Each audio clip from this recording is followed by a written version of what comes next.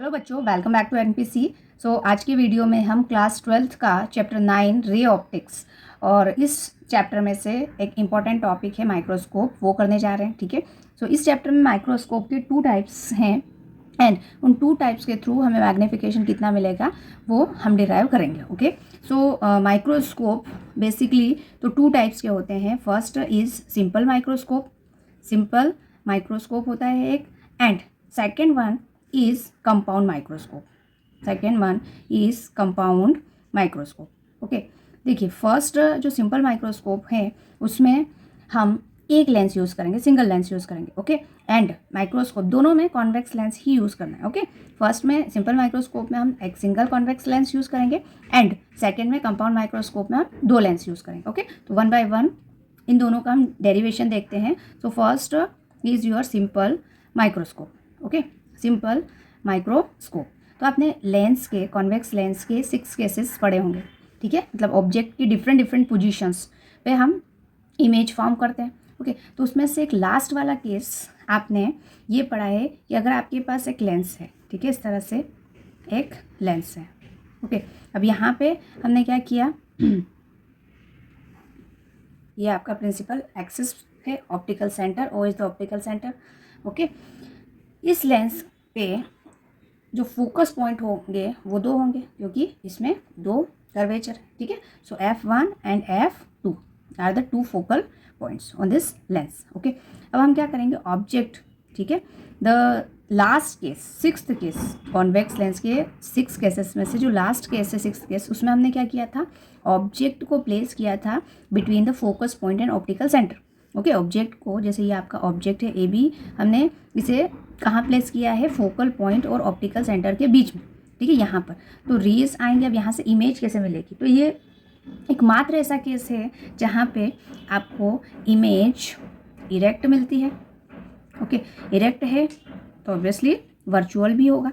ठीक है, and magnified. ठीक है, मैग्नीफाइड, ये 3 मोस्ट इम्पॉर्टेंट नेचर हैं for the simple microscope. Okay, अब हमने इमेज बनाई, इस ऑब्जेक्ट की इमेज बनाई through this lens, convex lens.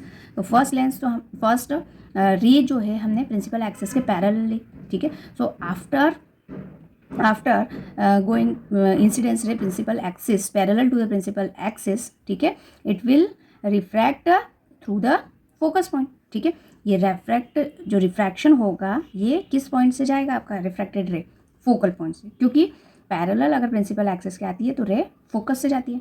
Okay, तो हमने फर्स्ट रे को तो इस डायरेक्शन में कंसीडर कर लिया, सेकंड रे को हम ऑप्टिकल सेंटर से पास आउट करवाते हैं ये, और optical centre after reflection, optical centre से अगर जो भी रेज आएंगी वे डेविएट नहीं होगी। ठीक है, do not deviate after the reflection of optical centre, so it will going through this direction. ठीक है, and both are in different direction. ठीक है, एक रे जो है वो इस तरफ जा रही है, एक रे वो इस तरफ जा रही है, दोनों रेज आपस में कभी नहीं मिलेंगे। तो हमें क्या करना है कि इन रेज को आपको बैकवर्ड साइड में प्रोसीड करना है।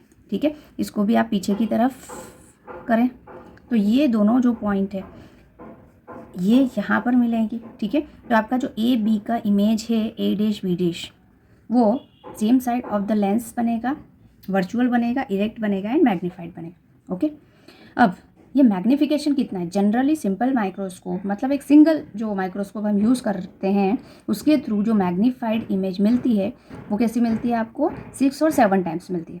ठीक है, मतलब अगर आपका ऑब्जेक्ट 1 सेंटीमीटर है तो 6 या 7 सेंटीमीटर की आपको इमेज मिलेगी। ठीक है, तो आपको पता कैसे चलेगा, इसका मैग्नीफिकेशन कितना है वो हमें फाइंड करना पड़ेगा। मैग्नीफिकेशन से हमें ये पता चलेगा कि ऑब्जेक्ट के कंपैरिजन में इमेज कितना मैग्नीफाइड है।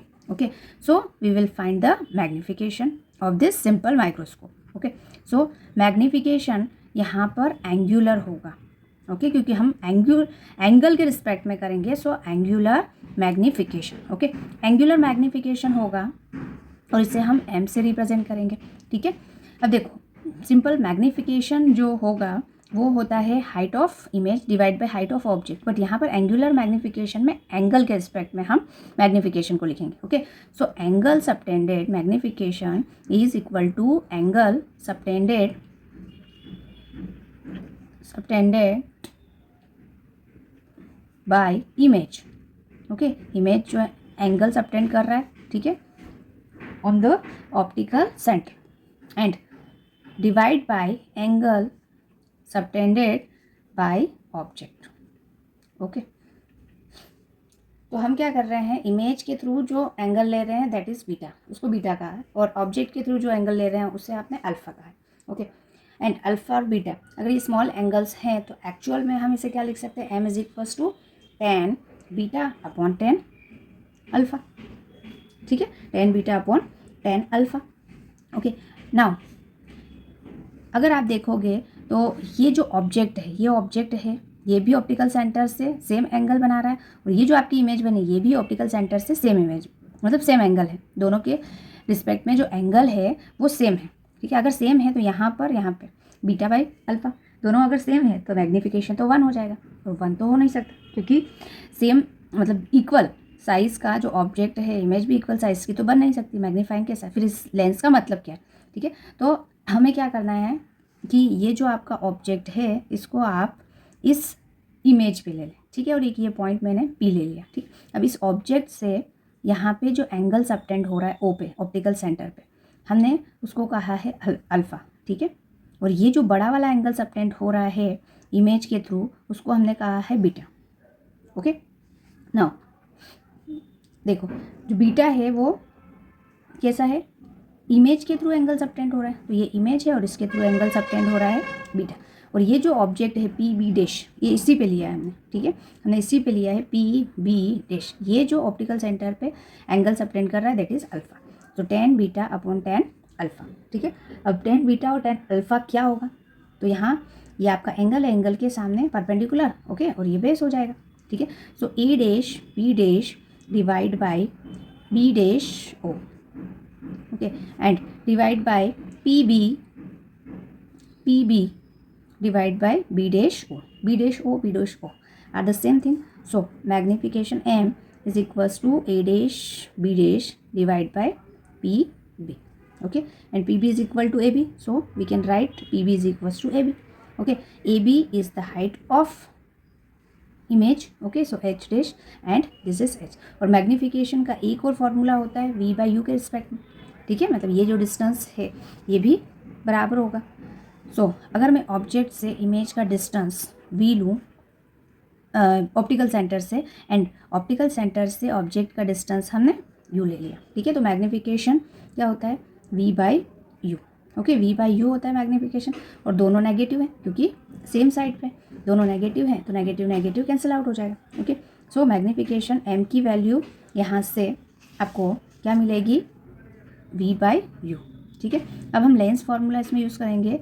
लेंस फार्मूला अगर आप यूज़ करोगे तो 1 by v minus 1 by u is equals to 1 by f. ठीक है, अब हमें क्या करना है, वी बाई यू, इस फॉर्मूले को इस तरह से रीअरेंज करना है कि वी बाई यू बन जाएगी। ठीक है, तो वी से आप सभी जगह मल्टीप्लाई कर दें, so v by v minus v by u is equals to v by f. ठीक है, नाउ वी से वी कैंसिल, तो यहाँ पे बचा 1, यहाँ पे आपका वी बाई यू हुआ is equals to v by f. Okay, हमें सब्जेक्ट क्या करना है, v by u find out करना है आपको। Okay, so 1 minus v by f को इस साइड ले लिया, ये माइनस का उधर जाएगा तो प्लस का, so v by you.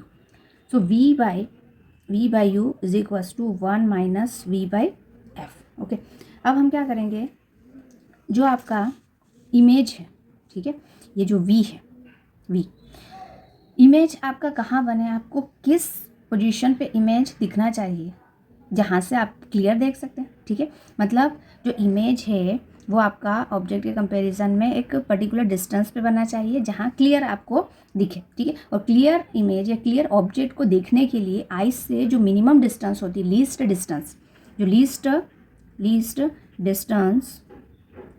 Distance of distinct vision के लिए जो वैल्यू है वो हम डी से डिनोट करते हैं, और ये वैल्यू होती है 25 सेंटीमीटर। ठीक है, अब यहाँ पे आपको क्या करना है, वी के प्लेस पे डी पुट करना है। ठीक है, और इस साइड है तो माइनस में, so v is equals to minus d. So we have v/u और we can say magnification is equals to 1 + d/f। तो ये जो मैग्नीफिकेशन आपको मिला, ये वाला जो टर्म है m is equals to 1 + d/f, ये कब मिलेगा? जब हमारा इमेज कहाँ पर बन रहा है? Image formed at least distance of distinct vision. ठीक है, इमेज कहाँ पे फॉर्म हो रहा है आपका? लीस्ट डिस्टेंस पर। So image formed on least distance of distinct vision के लिए ये वाला फॉर्मूला आपको यूज़ करना है। एंड फॉर इन्फिनिटी, अगर ये चाहते हो आप कि इन्फिनिटी पे आपको इमेज बने, ठीक है। इन्फिनिटी का मतलब ये है कि एक ऑब्जेक्ट को जब आप आइस के पास से देखोगे तो आपको ज़्यादा स्ट्रेन लगेगा, ठीक है।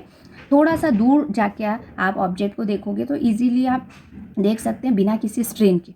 ओके, आइस को स्ट्रेन नहीं देना है, स्ट्रेस नहीं देना है, तो क्या करना पड़ेगा आपको? ऑब्जेक्ट को थोड़ा सा डिस्टेंस पे रखना पड़ेगा, इमेज आपकी थोड़ा दूर बनना चाहिए, ठीक। ऑब्जेक्ट्स को तो आपको यहीं पे रखना पड़ेगा। जैसे अब ये बताइए कि ऑब्जेक्ट को कहाँ पर रखें, किस पोजीशन पे रखें कि जो इमेज बन रही है वो दूर बने। तो हम ऑब्जेक्ट को कहाँ पर रखेंगे? एफ पे, फोकस पे रखेंगे तो इमेज दूर बनेगी, और दूर को हम इन्फिनिटी कहते हैं, ठीक है। तो हमें ऑब्जेक्ट का जो डिस्टेंस है, मतलब यू को आपको क्या करना है? एफ पे रखना है, ठीक है। ऑब्जेक्ट को एफ पे रखना है, फोकस पे रखना है, क्लियर। और जो आपकी इमेज बनेगी वो शार्प डी पे बनेगी। तो जो मैग्नीफिकेशन का फॉर्मूला है v/u, और ये दोनों वैल्यूज़ देखो इस साइड है, नेगेटिव है। Okay, so magnification m is equals to v के प्लेस पे आप d पुट करोगे, d एंड u के प्लेस पे f, so d/f is the magnification, ठीक है, whenever image formed at infinity, clear. So this is the simple microscope. Simple microscope simply क्या होता है, आप जो मैग्नीफाइंग ग्लासेस यूज़ करते हैं, मैग्नीफाइंग ग्लासेस जो यूज़ करते हैं वही सिंपल माइक्रोस्कोप है, ठीक है। और उसमें कौन सा लेंस हम यूज़ करते हैं? Convex lens. कॉन्वेक्स लेंस आपका कन्वर्जिंग लेंस भी होता है, ठीक है, कन्वर्जिंग लेंस ये सारी रेस को क्या करता है? कन्वर्ज, ठीक है। और जो least distance of distinct vision होता है, इसका मतलब क्या है? इसका मतलब ये है कि कोई ऑब्जेक्ट अगर आपके जस्ट पास में है, ठीक है, 25 सेंटीमीटर पे रखा हुआ है, तो आप उसको क्लियरली देख सकते हैं, लेकिन 25 सेंटीमीटर से कम होगा तो ऑब्जेक्ट ब्लर होना स्टार्ट हो जाएगा। ओके, एंड 25 सेंटीमीटर से ज़्यादा होगा तो आप इस ईजिली देख सकते हैं, clear. So this is all about the simple microscope.